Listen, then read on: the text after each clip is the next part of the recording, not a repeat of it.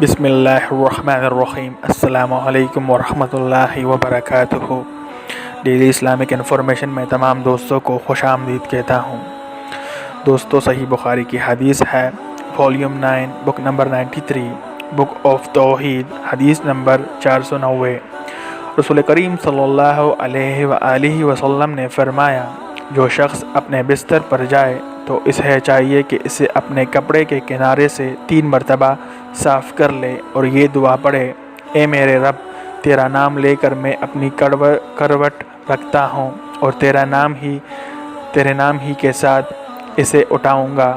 اگر تو نے میری جان کو باقی رکھا تو اسے معاف کرنا، اور اگر اسے اپنی طرف سوتے ہی میں اٹھا لیا تو اس کی حفاظت اس طرح کرنا جس طرح تو اپنے نیکوکار بندوں کی حفاظت کرتا ہے۔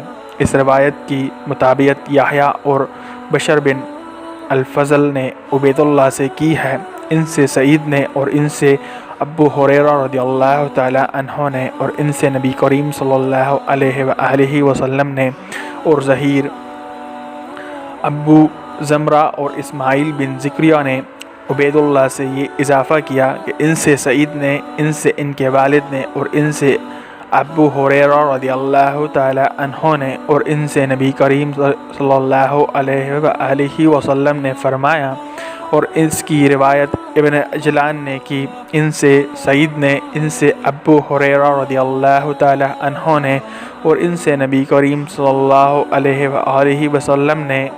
اس کی مطابقت محمد بن عبد الرحمن الداوردی نے اور اسامہ بن حفص نے کی۔